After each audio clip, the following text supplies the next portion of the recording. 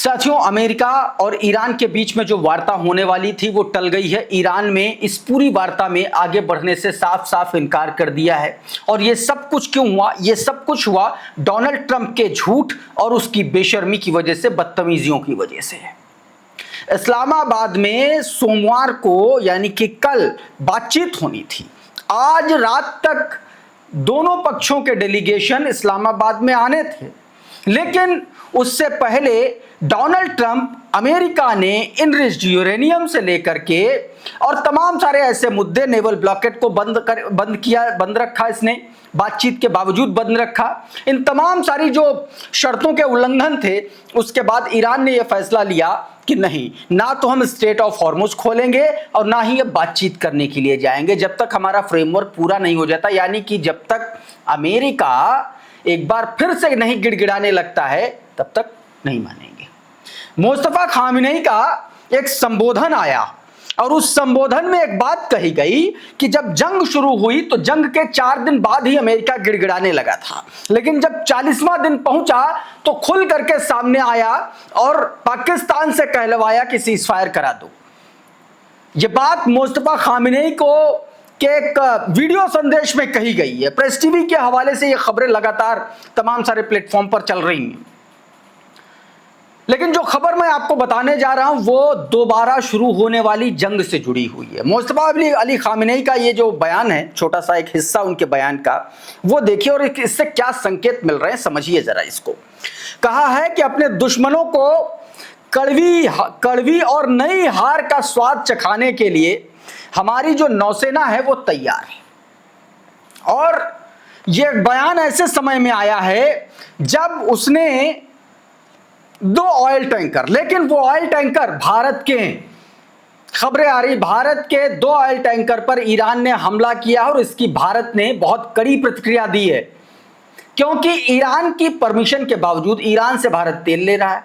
दावा यह किया जा रहा है कि एक ऑयल टैंकर पर तेल था जो इराक से आ रहा था, और एक ऑडियो भी है जिसमें भारत के टैंकर पर जब अटैक किया गया तो वहां से ऑडियो संदेश दिया गया, उसके बावजूद वहां पर फायर हुआ। अभी मैं उसके बारे में आपको बताऊंगा आगे, लेकिन यह जंग क्यों शुरू होने जा रही है वो सबसे पहले आपको बता देता हूं। जरा इस बयान को मैंने बताया, मुस्तफा अली खामेनी का जो बयान, जो अल जजीरा ने अपने ट्विटर हैंडल पर शेयर किया। और इस बीच बयान एक और आया इनरिच्ड यूरेनियम को लेकर के, क्योंकि डोनाल्ड ट्रंप ने कहा था कि हम अपना इनरिच्ड यूरेनियम जो है ईरान जो है वो सौंपने के लिए तैयार हो गया है थर्ड पार्टी को, या हमें तैयार हो गया, ये भी कहा था उसने, अपने को ही कहा था। अब उसकी काट आ गई है। ये देखिए जरा, इनरिच्ड यूरेनियम किसी भी हालत में नहीं सौंपेगा ईरान। ये सीधे तौर पर ईरान के विदेश मंत्रालय के जो प्रवक्ता हैं उन्होंने ये बयान दिया। इतना ही नहीं, एक बयान और आया, और ये बयान आया ग्रेटर इजराइल को लेकर के, और ये बयान आया ईरान की तरफ से। कहा गया कि इजराइल जो है, लेबनान के और गजा के संदर्भ में कहा गया कि जो इजराइल है वो अपने ग्रेटर इजराइल के सपने को साकार करने के लिए लेबनान को खत्म करने की कोशिश कर रहा है और दूसरी तरफ गजा को भी खत्म करने की कोशिश कर रहा है, और उधर सीरिया की भी यही हालत है। क्या कुछ कहा गया ये सुनिए जरा पहले।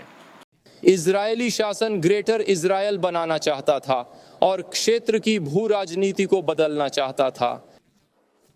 तो यह रक्षा जो ईरान कर रहा है पूरे क्षेत्र की ओर से है, ये सभी 3 देशों की ओर से है, और हमारे पास कोई विकल्प नहीं है सिवाय इस प्रतिरोध को जीतने के, जिसे हम करने के लिए बहुत दृढ़ हैं। और इन तमाम सारे बयानों के बीच बातचीत बंद हो चुकी है। इस्लामाबाद में दूसरे दौर की वार्ता नहीं हो रही है और स्ट्रेट ऑफ हॉर्मुज बंद हो चुका है, नेवल ब्लॉकेट जारी है। और इस बीच ईरान ने अनिश्चित काल के लिए अपने यहाँ के जो स्कूल हैं, स्कूल और कॉलेज हैं, उनको बंद करने का आदेश दे दिया है। ये खबर देखिए जरा। कहा गया कि Iran closes all school and universities indefinitely, मतलब अनिश्चित काल के लिए इसको बंद कर दिया गया है। All ground forces deployed in the region, पूरे रीजन में जो ग्राउंड की उनकी एक तरीके से सेना है उसको डिप्लॉय किया गया। The last time Iran did this it was hours before striking Israel, पिछली बार यह फैसला ईरान की तरफ से कुछ घंटों पहले लिया गया था। The message is clear, cease fire violation have a price Iran does not send empty warning. Netanyahu bombed the south thinking Iran is finished. Iran emphasizes its school and fills its position. सीधे तौर पर बताया गया कि अपनी अपनी तैयारी में लगे हुए हैं और इजराइल कभी भी हमला कर सकता है। एक और खबर निकल के सामने आई जो बड़ा चौंकाने वाली है आपकी स्क्रीन पर। अब ये जो खबर है ये इजराइल, इसका जो मूल सोर्स है वो है इजराइल का चैनल 15। चैनल 15 में एक खबर चली और उसमें यह दावा किया गया कि जो इजरायली एयरफोर्स है उसमें, इस खबर का लब्बो लुआब यही है जो आप अपनी स्क्रीन पर देख रहे हैं। उस खबर में यह दावा किया गया कि इजरायली एयरफोर्स के भीतर ईरानी जासूसों का बड़ा नेटवर्क है, यह बताया गया। और इसमें 1 महीने पहले 2 लोग अरेस्ट भी हुए और वहां से ये सारी चीजें, इसका खुलासा हुआ, ऐसी खबरें निकल के सामने आ रही। इसका बहुत सीधा सीधा मतलब यह है कि ईरान ने जिस तरीके से जंग लड़ी और ईरान ने जिस तरीके से अपने स्पाई नेटवर्क का इस्तेमाल किया वो इजराइल को सबसे ज्यादा भारी पड़ा। और यह खबर इजराइल के अंदर से आई है, यानी कि इसकी सत्यता पर बहुत ज्यादा सवाल उठाने की गुंजाइश नहीं बचती है। दूसरी तरफ शांति वार्ता को एक तरीके से डिनाई कर चुका है ईरान के हम नहीं जा रहे हैं। उमाशंकर सिंह ने देखिए क्या लिखा। यह डिप्टी विदेश मंत्री हैं सईद खतीबजादे, उन्होंने कहा था कि ईरान यूएस शांति वार्ता से पहले अगले राउंड के लिए कोई तारीख तय नहीं की गई है। जब तक हम फ्रेमवर्क पर सहमत नहीं हो जाते हम कोई तारीख तय नहीं करते। ईरान ने साफ तौर पर कर दिया कि अपनी अपनी हमारी जो रेड लाइन है, अगर उससे कोई आगे बढ़ेगा तो फिर नहीं हो पाएगा। मतलब हमारे फ्रेमवर्क पे पहले हम लोग सहमत हो जाएं तभी बातचीत होगी, उससे पहले उसका कोई अर्थ नहीं है, यह कहा गया। क्रेडल ने इसको थोड़ा सा और विस्तार से बताया। देखिए जरा आपकी स्क्रीन पर यह ट्वीट क्या कह रहा है। क्रेडल कह रहा है कि Iran has not yet agreed a new round of negotiation. बताया गया कि ईरान अभी तक अमेरिका के साथ नए दौर की बातचीत के लिए सहमत नहीं है। यह जानकारी तस्नीम न्यूज एजेंसी के हवाले से सामने आई। रिपोर्ट्स के मुताबिक यह फैसला अमेरिकी राष्ट्रपति डोनाल्ड ट्रंप के उस बयान के बाद लिया गया जिसमें उन्होंने ईरान पर नौसैनिक नाकेबंदी लगाने की बात कही थी। कहा यह भी गया कि ईरान का कहना है कि अमेरिकी सेना की ओर से हालिया संवाद में बहुत ज्यादा अव्यवहारिक मांगे रखी गई जो स्वीकार्य नहीं है।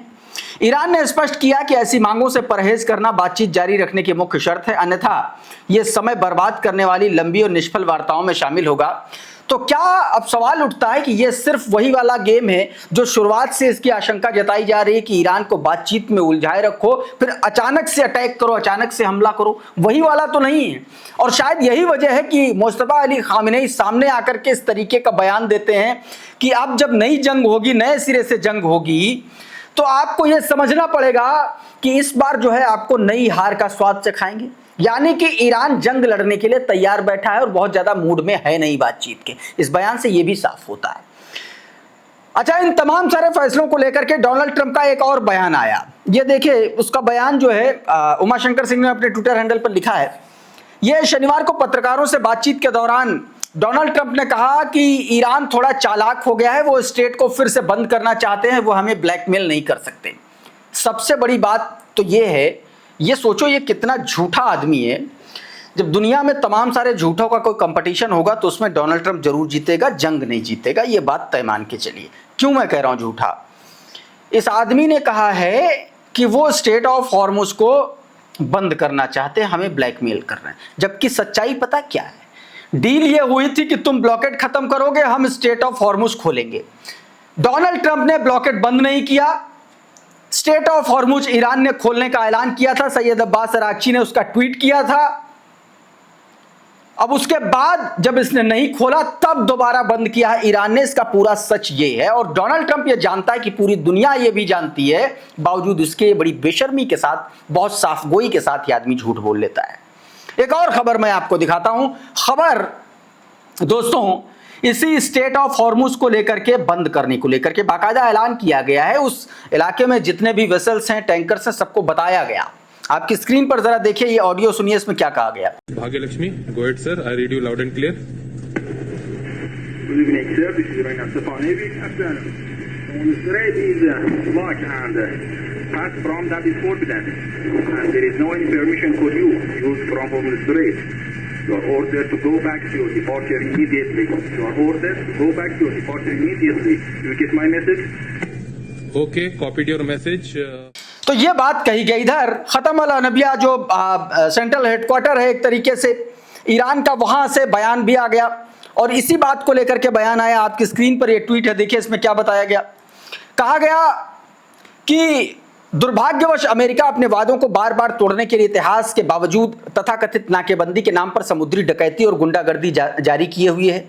ये IRGC के प्रवक्ता ने कहा कि इसी वजह से स्ट्रेट ऑफ हॉर्मुज का नियंत्रण अपनी पूर्व स्थिति में वापस आ गया, यानी कि खोला था फिर बंद हो गया, और यही रणनीति जलमार्ग सशस्त्र बलों के कड़े प्रबंधन और निगरानी में रहेगा। यानी कि यह बात एकदम साफ हो चुकी है कि अब जब तक ट्रंप पीछे नहीं हटेगा तब तक ईरान कोई बातचीत नहीं करेगा।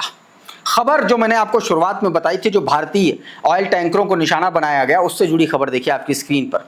शिपिंग मॉनिटर ट्रैकर्स के ने यह बताया है कि शनिवार को ईरानी रिवॉल्यूशनरी गार्ड्स की नेवल यूनिट्स के पास आने के बाद 2 जहाजों को, जिसमें से एक भारतीय झंडे वाला सुपर टैंकर भी शामिल था, स्ट्रेट ऑफ हॉर्मुज से वापस जाने के लिए उसे मजबूर होना पड़ा।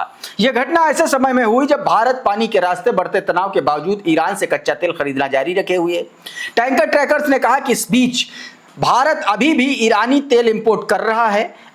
ये ऐसे दोस्तों के साथ ये बेसिकली ये बात कोट अनकोट में कही गई है। मतलब ये है कि बावजूद इसके आखिर ऐसी कौन सी वजह थी कि ईरान को भारत के ऑयल टैंकर पर हमला करना पड़ा, गोली दागनी पड़ी, बावजूद इसके भारत जो है वो उससे बाकायदा तेल खरीद रहा है, ईरान से ही तेल खरीद रहा है। इसको थोड़ा सा और विस्तार से समझिए। दिबांग का ये ट्वीट देखिए। बताया गया कि भारतीय जहाज पर ईरानी गोलीबारी हुई। 20 लाख बैरल कच्चे तेल के साथ सुपर टैंकर पार कर रहा था स्ट्रेट ऑफ हॉर्मुज। भारत ने इसका विरोध दर्ज कराया है। ईरान की IRGC गार्ड्स की 2 गन बोट टैंकर्स के पास आई और बिना रेडियो चेतावनी की फायरिंग शुरू कर दी। यह कहना है UK MTO का। कहा गया कि ईरान की तस्नीम न्यूज एजेंसी यह भी कह रही है कि स्ट्रेट ऑफ हॉर्मुज में IRGC की गोलाबारी के बाद 2 भारतीय जहाजों को अपना रास्ता बदलने और पश्चिम की ओर लौटने के लिए मजबूर होना पड़ा। तस्नीम न्यूज एजेंसी कह रही है कि गोली चलाई IRGC ने। इसके बाद इसका एक ऑडियो भी वायरल हो रहा है, जरा इसको भी सुन लीजिए आप, एक बार सुनिए जरा इसको। Sepa Navy, this is Motor Tanker Sanmar Herald. You gave me clearance to go. My name second on your list. You gave me clearance to go. You are firing now. Let me turn back. ये भारतीय तेल tanker Sanmar Herald का audio सामने आया है, जिसमें वो ईरानी सेना के उस पर गोलीबारी बंद करने की अपील कर रहा है। ये दूसरा टैंकर। तो इन तमाम सारी घटनाओं के बाद तलब किया गया ईरानी राजदूत को विदेश मंत्रालय में, एक्सटर्नल अफेयर्स में। ये उसकी स्क्रीनशॉट देखिए। ये INI की वीडियो है लेकिन हम उसको दिखा नहीं सकते, लेकिन ये आप तस्वीर देख सकते हैं। ये इनको बुलाया गया था, इनसे बातचीत की गई, इनसे जवाब मांगा गया। इन्होंने ये कहा है कि हम इस पर अपने हुक्मरानों से बातचीत करके आपको ताज़ा अपडेट देंगे कि आखिर ऐसा क्यों किया गया।